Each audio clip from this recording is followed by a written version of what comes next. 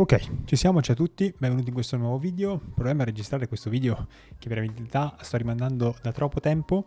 È essenzialmente una review, una guida, una playlist, consiglio, recensione su alcuni mouse che ho provato e che mi sento di consigliarvi comunque per indirizzarvi comunque alla scelta di un mouse per chi insomma è alle prime armi, eccetera.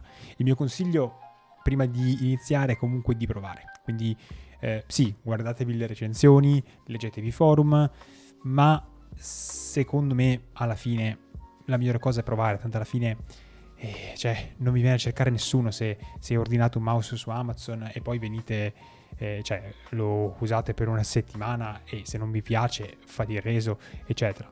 Non sono cose che magari posso come dire condividere in larga scala, però alla fine se siete in dubbio è vostro diritto, potete farlo, quindi non fatevi problemi sotto questi punti di vista. Secondo me alla fine con i prezzi che tanto hanno raggiunto al giorno d'oggi i modelli di mouse, soprattutto come dire produzione orientale, quindi mouse cinesi eccetera, che non sono più le cinesate, no, di qualche anno fa, ma sono mouse effettivamente validi, effettivamente con una buona qualità costruttiva, con delle buone specifiche tecniche eccetera. A sto punto come dire, se prima dovevate spendere 180 euro per un mouse simile, ora in verità ne spendete 50, 60 eccetera, poi in base a quanto in verità anche volete spingerle sulle caratteristiche tecniche dell'hardware, che si serve ma forse fino a un certo punto, perché alla fine quello che conta è la forma, almeno dei modelli che vi presenterò oggi, ma poi in verità tutti gli altri che comunque rilasciano queste case fanno sempre un modello dove tengono sempre la stessa forma e poi magari fanno più varianti di quel modello, con una batteria migliore, con degli switch diversi, con un sensore che arriva fino a 8K, però alla fine la forma è quella, quindi se vi trovate alla fine con la forma, il peso può cambiare di qualche grammo, 4-5 grammi tra una variante e l'altra, alla fine secondo me va bene comunque. Iniziamo con il video. Innanzitutto volevo, questi mouse che io vi andrò a presentare, diciamo io li uso principalmente per titoli FPS, competitive shooters, quindi ecco, magari non sarà ovviamente una recensione, una playlist univoca per andarvi a guidare nell'acquisto di mouse per tutte le tipologie di giochi. Non è questo il video, lo scopo di questo video, ma almeno nel mio cerco di dirvi, visto che ne ho provati un po', per questa tipologia di giochi, quali sono i miei consigli, quali vi sento di consigliarvi più caldamente. Ecco, e comunque è comunque giusto dirvi che li ho comunque provati con diversi mouse fit e diversi mousepad, quindi dal più control allo speed, ai tappetini in vetro, eccetera. Quindi come dire, ho cercato un po' di pasticciarci abbastanza per capire le differenze effettivamente che potevano darmi su ogni superficie, ogni mouse eccetera. E anche qui io vi invito comunque a sperimentare. I piedini costano tipo 5 euro, anche i mousepad siamo in verità arrivati a dei livelli che con 20 euro vi portate a casa un mousepad. Io vi consiglio sempre quelli formato eSport, quindi 45x45 fino a 50x50, comunque quelli quadrati, non le tovagliette diciamo, perché appunto hanno una qualità top, sono pensati appunto per questo tipo di utilizzo, quindi anche appunto a livello di materiali utilizzati, scelta poi delle trame, delle texture, del grip, insomma dello stopping power, ce ne sono veramente un'infinità e qua veramente potete sbizzarrirvi. Comunque vorrei partire intanto dall'argomento del momento. In verità questo video io faccio l'ultima premessa. Questo video in verità l'avrei dovuto registrare circa un anno e mezzo quasi fa.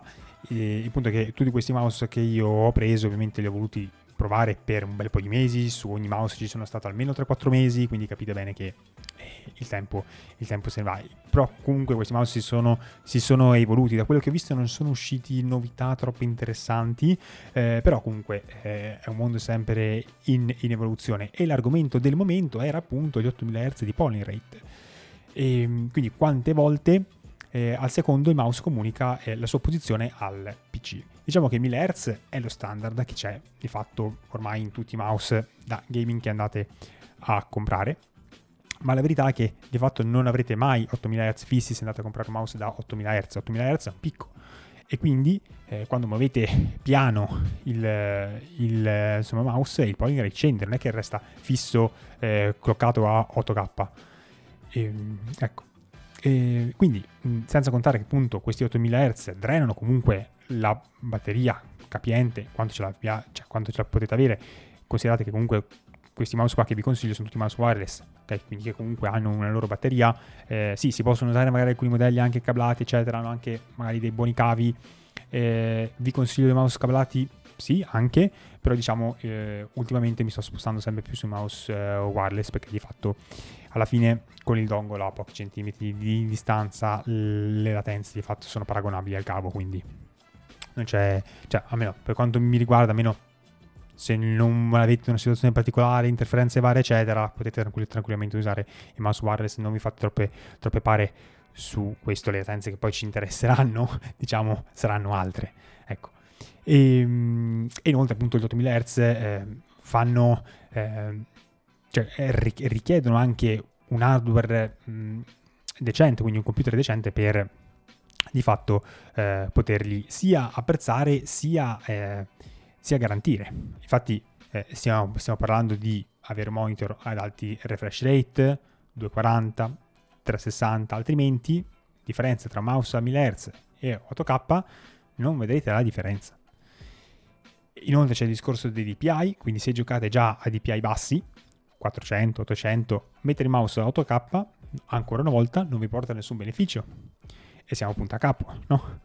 E quindi di fatto tutti questi mouse qua, che io comunque magari più per fissa mia, comunque spendere i soldi per avere il miglior hardware possibile anche a livello proprio sia di materiale sia di caratteristiche hardware, ok? E di fatto anche sebbene tutti i miei mouse siano a 8K, io li uso a 2K, 4K, perché alla fine gioco con 1600 dpi su un 1440p di monitor a 360 Hz e appunto mi va benissimo usare un mouse a 2K, 4K. 8K, considerando appunto tutta la premessa che vi ho fatto prima, che serve quindi DPI alti refresh in tutti i giochi, giochi che comunque abbiano un motore grafico scusate, un motore di gioco che non si vada a impallare cioè quando va a ricevere 8000 richieste da parte appunto del mouse, diciamo ci sono tanti ma, e quindi secondo me alla fine per andare tranquilli si possono tranquillamente usare a 2K, 4K questi mouse e di fatto non vedete differenze con gli 8K. Il Polyrate comunque non racconta da solo tutta la storia, perché anche qui diciamo che dal momento in cui cliccate fisicamente il tasto a quando poi avviene il risultato sul monitor c'è un'intera catena di latenze. C'è prima il debounce time, che quindi dipende diciamo proprio dal tempo, no, della levetta meccanica dello switch all'interno, no, del tasto che si deve premere. Questo poi può introdurre problematiche come il double click, che sono stati poi risolti dagli switch ottici. Poi c'è comunque il tempo di elaborazione dell'MCU, che quindi è il processore, il microcontrollore interno del mouse che deve impacchettare il dato per inviarlo al computer. Okay? E poi c'è comunque dove mi sembra che di questi mouse qua che ho la maggior parte delle MCU siano chip Nordic, ok? Che appunto serve appunto tra l'altro anche a gestire il segnale wireless, quindi quello 2.4 GHz. Inoltre, ultima parentesi, per quanto riguarda il sensore, sono tutti sensori top di gamma, dal PixArt 3950, 3950 Max, eccetera. Comunque di fatto, lasciando stare i DPI che oltre una certa soglia sono inutili, in verità anche gli altri valori di questi sensori oltre una certa soglia sono inutili. Se noi andiamo a per esempio a vedere gli IPS, che sono la velocità massima di tracking, tutti i mouse comunque che vi faccio vedere vanno a superare i 650 IPS, che sono già umanamente possibili da andare a mettere in crisi. E stessa storia comunque per l'accelerazione, che sarebbe il valore espresso in G, no? Okay. Che appunto sono tutti i valori che poi trovate nella scheda tecnica del mouse. Il segnale poi inoltre deve arrivare al computer, quindi deve attraversare i driver di Windows, l'input buffer, il game engine, e quindi poi si deve calcolare ciò che avviene il gioco, e poi ci sono tutte le latenze di rete. Diciamo che se la CPU poi siamo in uno scenario di CPU sovraccarica, allora anche qui l'input va in buffer, deve attendere l'uscita da una coda, eccetera. È vero che esistono tecnologie come Nvidia Reflex, anti-lag, eccetera, però tutto questo discorso vuole farvi capire che esiste tutta un'altra latenza ben più grande, c'è un'altra catena di latenze ben più grande e che conta molto di più che la latenza del mouse. Okay. Non è che voi dite ho il mouse 8K, quindi comunica a 0.125 millisecondi, quindi ho una latenza quasi zero, sono fortissimo. No, perché in verità quei 0.125 millisecondi vengono eclissati da tutta la catena delle latenze che poi effettivamente intrinsecamente c'è dentro un computer, che potete ridurre fino a un certo punto ma non azzerare, ok? Quindi di fatto, anche se invece di fare magari già passare da un millisecondo a un 0,5 con un 2K, ok? O a uno 0,25 già è un ottimissimo valore, piuttosto che per forza imparinarsi sugli 8K, eccetera, ok? Comunque, il primo mouse, che in realtà qua vado un po' di fretta perché si parla magari di mouse un po' vecchi, stiamo parlando del Logitech G305 Lightspeed, mouse che al tempo, tipo 2019, l'ho pagato sui 35 euro, ed era in verità un ottimo mouse perché montava il sensore Hero 1K, che se non sbaglio era lo stesso di quella della prima versione del Super Light, che comunque al tempo costava comunque sopra 100 euro, e quindi mi ricordo che c'erano diversi modder che usavano la scheda di questo mouse qua, magari rifacendo la scocca, perché era il mouse che prezzo prestazioni offriva il meglio, diciamo, e che quindi appunto si mettevano magari a rifare la scocca perché era un mouse che andava a pile, che quindi pesava abbastanza, che quindi diciamo che se uno aveva bisogno di un mouse leggero non era proprio il più indicato. Però mi ricordo che questo appunto G305 Lightspeed è andato parecchio. Stiamo parlando comunque di uno small, un egg shape, una caratteristica egg shape, e quindi diciamo si abbina bene a un fingertip claw grip, ok? Ed è comunque simmetrico. Di mouse similari dovrebbe esserci tipo il 304 Lightspeed o G203, e il Max Chose G3 e l'Attack Shark G3, che vanno appunto a riprendere poi la forma appunto del G305. E poi le altre specifiche ve le metterò a schermo. Giusto, no, scusate, ho sbagliato, stiamo parlando di un sensore Hero a 12K, perché 12K facevo riferimento non alla Porian Rate ma ai DPI, ok? Va bene. E andando avanti, l'evoluzione di questo mouse, per quello che è stata comunque la mia esperienza, sono passato poi sempre a un Logitech, a un G303 Shroud Edition. Mi ricordo che avevo trovato un'offerta su Amazon a 55 euro, era comunque un mouse che costava anche questo sopra 100 euro, l'ho preso. Di fatto è un mouse molto strano perché è simmetrico ma era larga al centro, una diamond shape, quindi una forma a diamante, come lunghezza siamo sul medium, sempre abbinato a un claw grip, quindi io sono abbastanza cresciuto con il claw, diciamo. Strizzava parecchio l'occhio quella tipologia di gioco perché era un mouse comunque non leggerissimo, sì, certo, c'era già stata una riduzione di peso rispetto al G305, ma ancora non era un mouse leggerissimo, e comunque appunto con questa forma a diamante era proprio indicata per andare ad ancorare bene le dita, per avere una presa salda. Vedete il mignolo qua, come si va a incastrare tra pollice e mignolo qua, e quindi appunto serviva molto in verità per questi giochi, diciamo, non tanto frenetici ma più tattici, più crosshair placement, eccetera. Andando avanti, quella che poi, come dire, siamo arrivati intorno al 2022-2023, mi sembra, quindi sono cominciati a entrare più prepotentemente nel mercato i mouse cinesi, quindi qua mi sono spostato su un brand che magari già molti di voi conoscono, che sarebbe l'Attack Shark X6, è stato il primo che in verità non ve lo consiglio per niente, perché era semplicemente una prova, perché essenzialmente avevo visto che era il mouse più economico all'epoca che montava un sensore che mi interessava, che era il PixArt POW 3395, e quindi volevo assolutamente provarlo. Era un mouse da 25 euro, l'ho preso, però in verità sia come forma, ma come forma forse poteva anche starci, ma quello che non mi è per niente piaciuto era di fatto poi la qualità costruttiva, scricchiolava, e anche i click erano pastosi, insomma, in verità non ve lo consiglio questo mouse, ok? Sarebbe questo qua, l'X6, ok? E diciamo che ha una forma simile al Razer Abyssius del 2014, l'M42 di Xtrify mi sembra, però appunto stiamo comunque parlando di un mouse qua molto più leggero, siamo su 49 grammi, sempre classificato come small fingertip, ok? Come impugnatura. Però diciamo che sì, non mi sono trovato forse benissimo con questo mouse. Però poi andando avanti, diciamo che da qui poi si è accelerato molto come dire, la frequenza con cui ho acquistato tutti questi mouse. Quindi siamo passati appunto dall'X6 all'X3 Pro, sempre di Attack Shark, anche questo qua è un mouse che costava pochissimo, tipo 35 euro. E qua già mi sono trovato un po' meglio, perché come dire, esteticamente dalle foto mi sembrava una specie di Logitech G Pro super light ma ridotto, ok? Cioè accorciato, mini, ok? In verità no, perché poi una volta ricevuto, visto che effettivamente le forme erano più simili, possiamo dire, a un altro mouse che ho, che è la TK F1 Ultimate, al Pwnage Trinity CF, eccetera.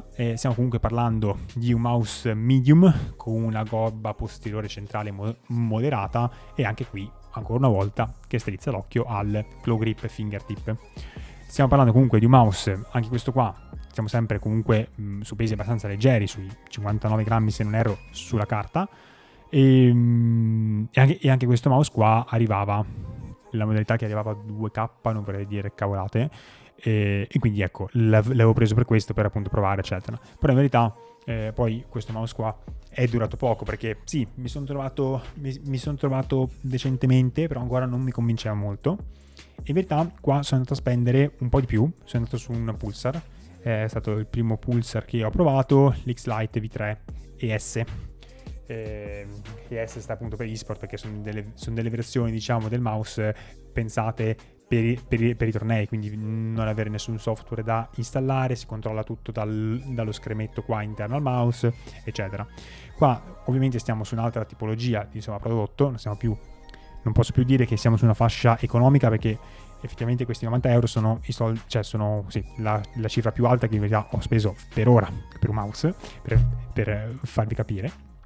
In verità so bene che si può andare anche molto più alti, e niente, come forme siamo sul similar Pwnage Stormbreaker, l'X-Elite Crazy Light Medium, il V4 Medium sempre di Pulsar, oppure anche lo Zowie EC2B2, ok? Comunque una forma, questa qua, usata molto dai Counter-Strike player, ok? E questo mouse qua appunto era molto interessante, cioè mi interessava parecchio dalle specifiche tecniche, perché appunto aveva la dual mode 4K 8K, cioè 8K wired e 4K wireless. Effettivamente per i giochi che giocavo io, quindi giochi più frenetici, più magari di tracking eccetera, diciamo che un mouse così risultava un po' troppo, io magari abituato a un fingertip, no? A una claw, comunque mi risultava un po' scomodo, ecco, giocare con un mouse insomma del genere, che non era pesantissimo, perché siamo sui 65 grammi, quindi volendo ancora un peso gestibile, ma era proprio appunto questa gobba centrale molto accentuata, cioè molto alto come mouse, ecco, che quindi di fatto mi rendeva un po' scomodo, no? Almeno poi se magari un giorno passo a giocare di più a giochi come Valorant o Counter-Strike, probabilmente questo mouse qua diventerà il mio preferito, ok? Se magari giocate a Rainbow, insomma, questi giochi qua, secondo me questo mouse qua, ecco, io ve lo consiglierei. Ma in verità appunto si possa andare comunque su alternative che usano la stessa forma ma sono più economiche, ok? Comunque appunto l'ho in verità poi accantonato dopo un po' di mesi anche questo qua, e sono passato a un altro Attack Shark, l'R6. L'R6 mouse, quindi stiamo sempre parlando da mi sembra 45 euro l'avevo pagato, e già magari l'R6 è un mouse già che forse insomma già conoscete un po' di più, ok? Insomma, classica forma, sempre Claw Grip, che richiama, diciamo, la classica forma, no, dell'X2 Crazy Light di Pulsar, oppure del VXR1, dell'Game Gear 8K, anche dell'Ajax AJ159. Comunque ce ne sono che sono sì un po' tutte, diciamo, scaturite dalla copia al Crazy Light, perché era il periodo del Crazy Light. Comunque sì, mouse ultra leggero, stiamo parlando di specifica di 39 grammi, ultra leggero, click responsivi, si adattava bene appunto alla mia claw, e diciamo che alla fine questo mouse qua l'ho tenuto per un bel po', però ovviamente sempre andando a sostituire i piedini sotto, perché con i piedini diciamo classici sinceramente anche no. E sì, diciamo che di fatto questo qua è un mouse, ecco, che se giocate tipologie di giochi come Fortnite, come Call of Duty, Apex, Marvel Rivals, è un mouse che, ecco, vi consiglio caldamente. Insomma, secondo me può essere appunto, cioè se non avete mai provato un mouse ultra leggero eccetera, visto che non so da che mouse state partendo, se ne state cercando uno che vi possa effettivamente dare un qualcosa di nuovo, ecco, provate un mouse ultra leggero come questo. Stiamo parlando sempre di 8K di poly rate, sensore quasi maxato perché era il PixArt 3950. Insomma, sì, un buon mouse soprattutto per quello che offre, per quello che costa. Stiamo sempre considerando che stiamo andando a pagare un mouse del genere 8K, super leggero. Di fatto possiamo un po' definirlo un po' il clone del Crazy Light, a tipo 45 euro, mentre il Crazy Light ne costa 90, no? Quindi direi un ottimo affare.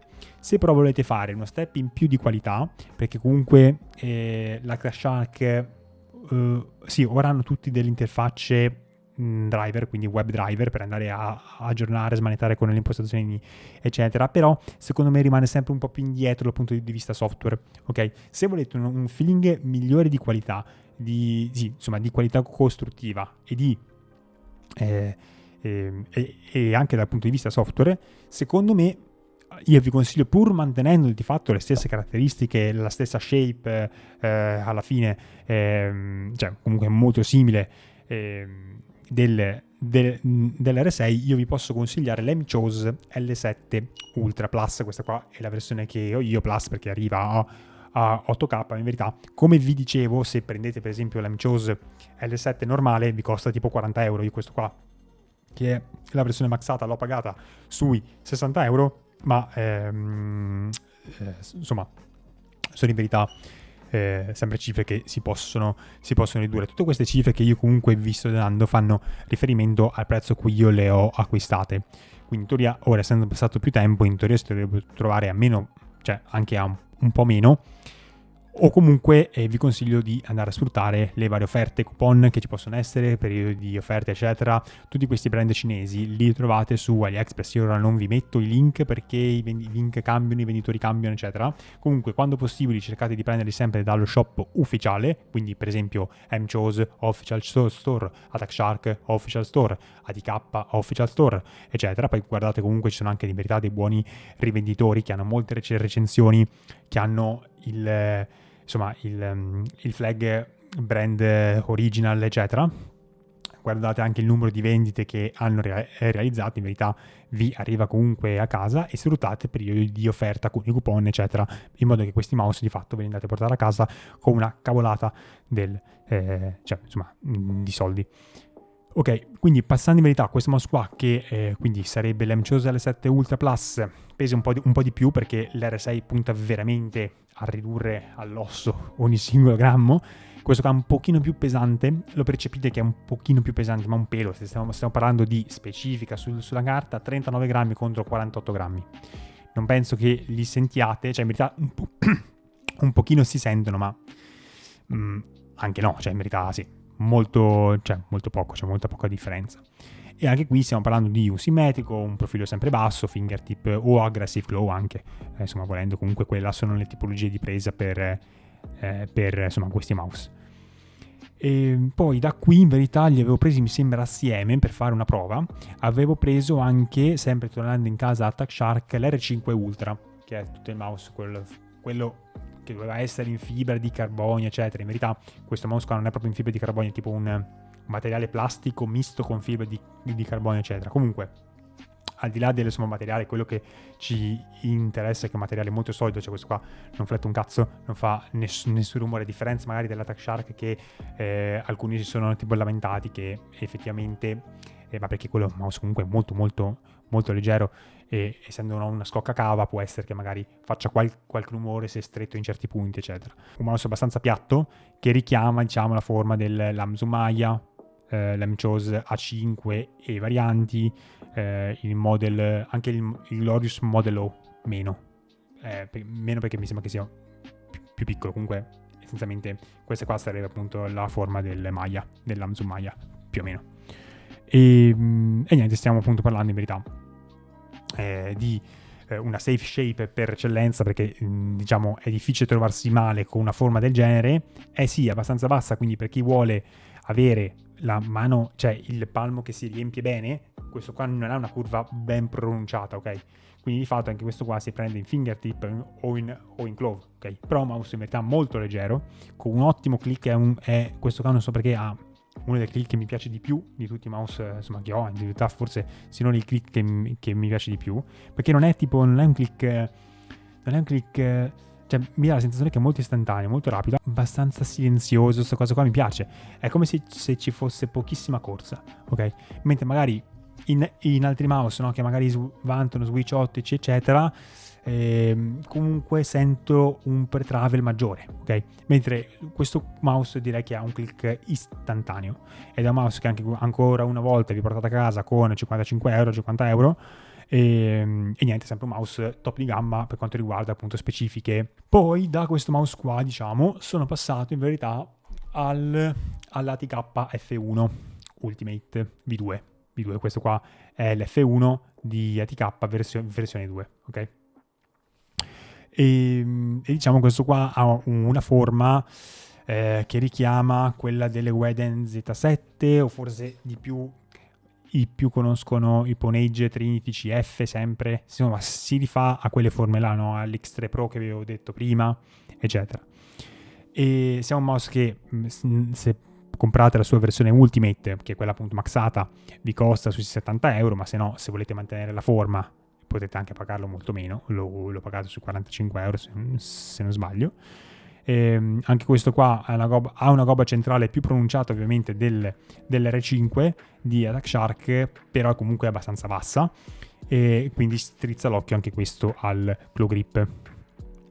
E andando avanti, quindi chiudendo, in verità l'ultimo mouse che ho provato, che tuttora sto usando, in verità poi me li sto invertendo a periodi eccetera, è l'ATK A9 Air. Questa qua è la versione Air eccetera, firmata eccetera. In verità io l'ho pagata 70 euro, ma potete pagarla molto meno questo mouse qua nella sua versione base, mantenendo la stessa shape, magari con un K di pony rate senza andare agli 8K, la pagate sui 35-40 euro, quindi comunque ottimo affare. E in verità non è solo perché se vi piace di fatto la forma, questa qua la potete ben riconoscere che sarebbe il clone del Logitech G Pro 2 Super Light. In verità potete anche prendere per esempio l'Attack Shark X8, l'Amsumaya X, l'Emchose A7, il Rapo V79, insomma ce ne sono diversi, e stiamo parlando comunque di un mouse ultra leggero, 47 grammi di specifica, e che strizza l'occhio, diciamo, a una palm grip in questo caso,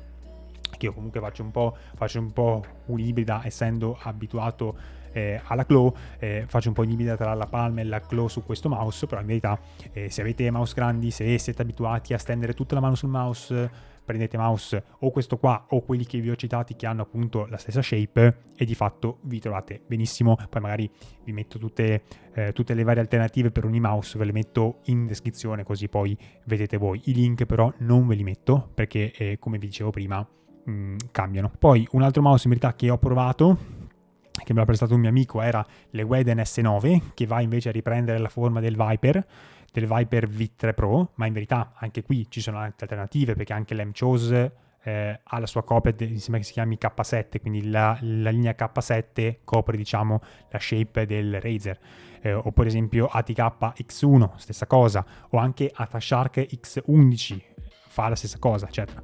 Poi ovviamente se le andate a prendere nelle sue varianti Ultra, insomma, sono quelle là appunto maxate.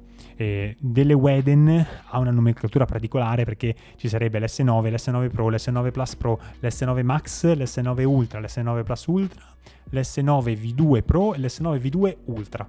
E io ve li ho detti in ordine dal peggiore al migliore a livello di specifiche, ok? Poi in verità di shape sono sempre uguali, di peso possono cambiare dai 4-5 grammi, ok? E siamo mouse che pesano un pochino di più, ritorniamo sopra i 60 grammi, però in verità sono sempre mouse leggeri, ok? Non ultra leggeri, ma comunque leggeri. E niente, insomma. Quindi diciamo che se volete un mio preferito, cambia dalla tipologia di gioco che vado a giocare in quel momento. Per esempio ora per COD mi sto trovando bene con la 9, per esempio. Per Fortnite mi trovavo meglio con in verità con l'Anchose L7. Sì, insomma, ma in verità per altri giochi di tracking mi trovo anche bene con l'R5 di Attack Shark. Ce ne sono diversi. Sicuramente la qualità costruttiva qua della KF1 si fa sentire, cioè sentite che effettivamente è un mouse più cazzuto, insomma, degli altri. Effettivamente costa forse anche un pochino di più, però effettivamente rispetto agli Attack Shark ha quel pizzico in più.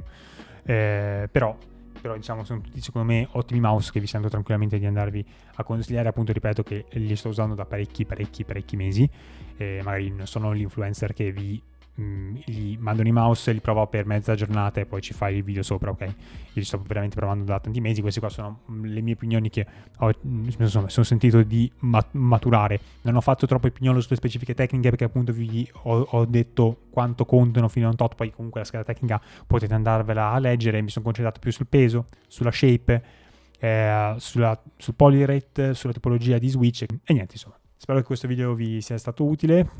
Potrebbe arrivare un video simile sui tappetini, no, perché sui tappetini in verità ce ne ho ancora troppo pochi, però potrebbe arrivare un video simile sulle IEM. Ecco, di IEM, cuffiette IEM ce ne ho un po', quindi probabilmente farò una recensione su quelle. Va bene? Ciao a tutti e ci vediamo nel prossimo video.